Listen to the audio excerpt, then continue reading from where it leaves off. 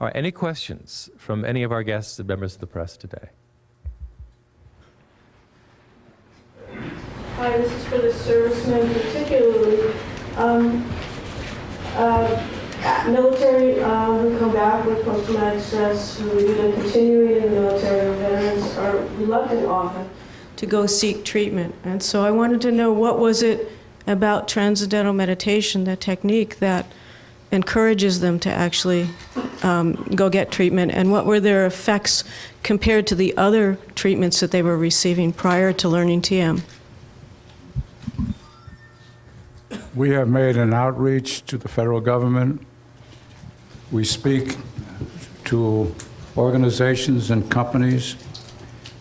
I spent 8 days in Minnesota not too long ago, spoke to the Minnesota National Guard, the Wisconsin National Guard. We've taught 30 people to meditate in the military, and it expands that way. I'm working with the Iowa National Guard. I live in Iowa. And they're all coming up with suggestions to those who have PTS to learn transcendental meditation. I'm speaking with several scientists and people at Camp Pendleton on Monday and Tuesday of this week. The Marines are getting involved. I'll be speaking to a psychiatrist who has 30 people under him at the submarine base on Rosecrans Avenue in San Diego on Wednesday. And we're just doing an outreach. We need the press, we need TV, we need the American public to get involved, to finance this. And John talked about $10 million. I'm talking about $300 million. If we could get 1 million people in the United States who are affected, just 1 million people, family members, 1 hour's pay a month for 12 months, we would raise $300 million and have enough in our kitty. This is an app. Transcendental meditation is just another app that we can add to our repertoire.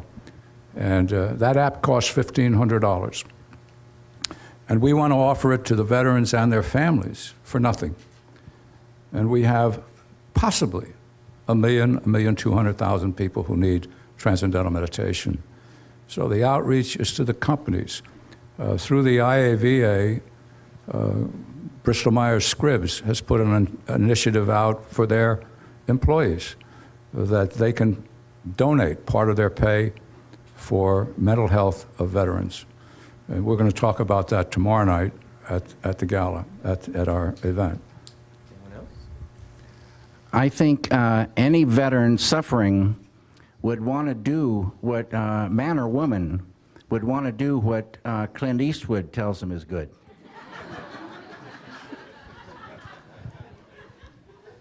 You know, this is Operation Warrior Wellness, and the emphasis has been on TM.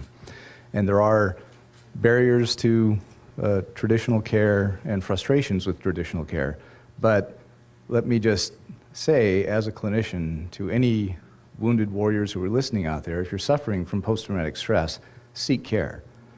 Okay, seek care. See your clinician, see your psychiatrist, go to the VA. We're not, these options are not mutually exclusive. So I don't want that to be lost. Seek care. Having said that, there are barriers to care. As you mentioned, many veterans don't want to seek care because there is a stigma associated with it. And some of the current treatments are incompletely effective, and many of them involve reliving the experience, which was so traumatic and difficult the first time. So there are barriers and problems, but if you're having a problem, seek care. Good morning. For all the Marines in the room and abroad, Ura and Semper Fi. For those veterans in the room, as well as those who are going to want to know about these programs and services, thank you. Thank you for those who continue to serve, and thank you for those who have returned to come back and continue the representation. My name is Armando Tejas. I'm an executive board member of the California Democratic Party Veterans Caucus.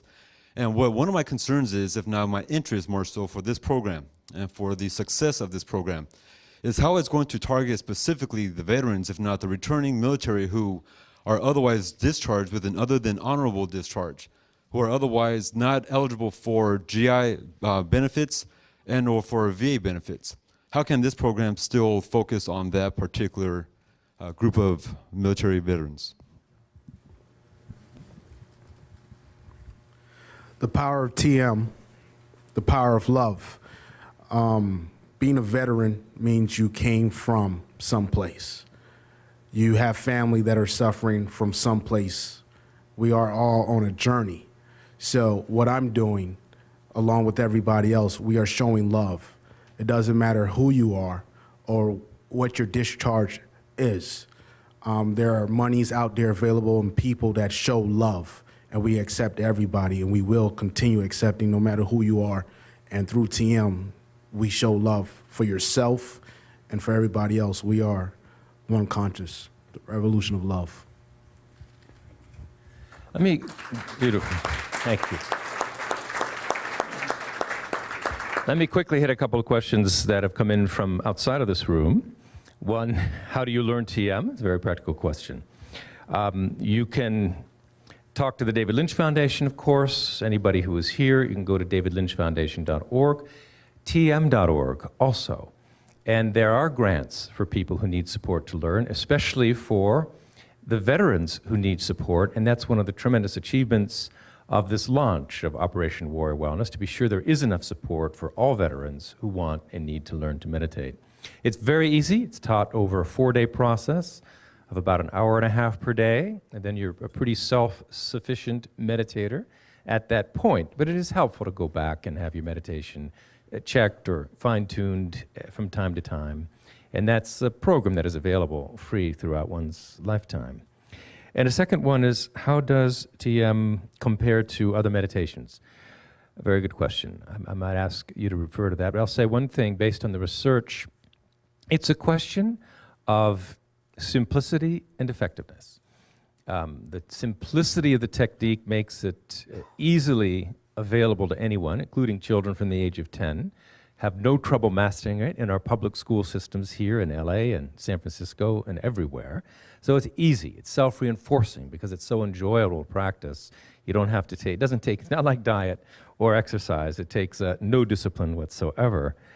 And the other thing is effectiveness. It's just the level of rest gained, the level of deep relaxation, physiological rest gained is proportional to the degree of healing, transformation, restoration of balance that occurs. And the rest gained during this technique called transcendental meditation, which is a very, very deep, deep experience of the mind going profoundly within, is a much deeper state of rest, even than sleep, much deeper than deep sleep, and certainly in comparison to what is conventionally called relaxation or meditation. So it's the depth of rest which has a great bearing on the immediate effectiveness of the practice. And Dr. Nomarothal, you may have something to add. Yes, I just want to say this is a really important question because many people, when they hear meditation, they think it's sort of one size fits all. And there are many different forms of meditation. Some, like TM, use a mantra, where people are taught specially how to think the mantra. Others are called open monitoring meditation, like mindfulness, where people track their breath or their internal processes. Others have an object that people are asked to focus on and bring their attention back to. These are all things that ask different things from the meditator, and they have different effects on the brain waves, the EEGs. They're all actually different processes. The important thing about that is that if you have one form of meditation that is shown to do something very powerful or very good, you cannot assume that it's also going to apply to other forms of meditation. And that's just how it is, for example, with medications. You've got a medication that works for a certain condition. Even if another medication seems similar or seems good, that medication, that drug company is going to have to test that medication for that indication. So I'd say, practically speaking, everything you've heard today has been done with transcendental meditation. Maybe others would also be helpful, but they have to prove that and demonstrate it on their own. We take one more question before we take a short break and invite people to then remain for some more comments from our veterans and military leaders. Yes. Hi, good afternoon. My name's Tonya Sargent. I'm a proud Marine Corps wife. 7 years ago, my husband took a bullet in the right eye that exited through the left side of the head. And so we're 7 years in the residual of trauma. And my grandson was just born yesterday at 1 a.m., and so I'm looking forward. I'm a good friend of Tara Weiss and Jerry Yellen, and I'm looking forward to having this be a part of the process for my family to begin healing in order to not infect this third generation. So my ask is twofold. One, I'm running for Congress in 2014, so I see this as going to be a great addition to being in that stressful environment. But for those of you on the stage that have a family, I'm not infected by the front line. I'm stressed and suffer from PTS from the civilian factor, which I refer to as the silly villains. But I don't get the support on this end, and I'm traumatized from the residual of the initial trauma. So my question again is, for those of you on the stage that have a family, how is this a positive ripple effect from a self-centered situation?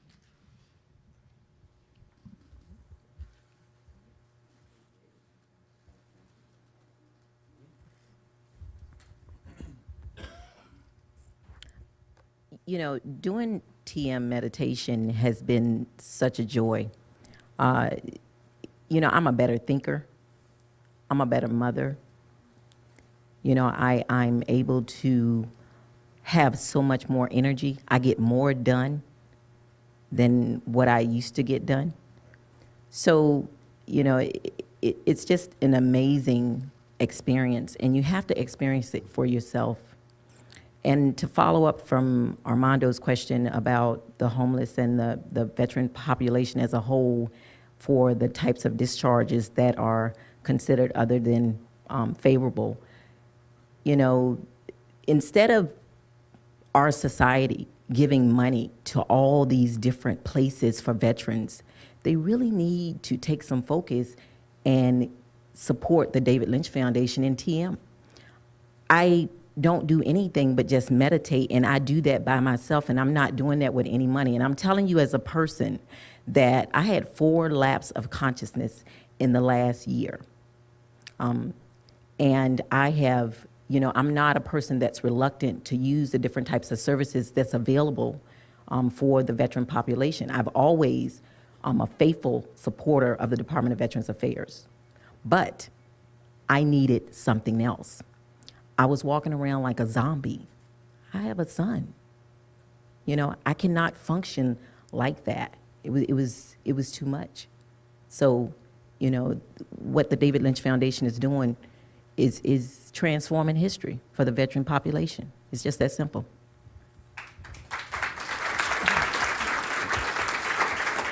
You know, I belong to the elite service-disabled veteran-owned businesses of America. And California, you mentioned you are going to be running for office. Well, you got our vote. One of the things is California is one of the most veteran-friendly states in the country. You can change America by starting right here in LA. You have already Congressman Filner, who's a wonderful, wonderful man. So it could start here. That's it.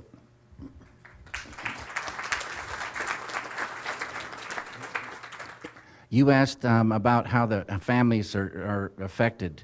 And everybody knows when someone's miserable and they're suffering and they have torment and anger and all this behavior, it affects them, it poisons them, but it poisons everybody around them. When that person gets happy and when that stress starts lifting away and they get their life back again, it affects all the family. They're so happy too. So it's a beautiful, beautiful thing.